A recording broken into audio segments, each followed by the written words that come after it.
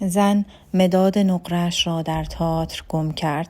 هرچه جستجو کرد نتوانست آن را پیدا کند، اما از دست دادن را نفی کرد و به تأکید گفت در ذهن الهی از دست دادن وجود ندارد، پس من نمیتوانم آن مداد را از دست بدهم و همان مداد یا همسنگ آن را به دست خواهم آورد.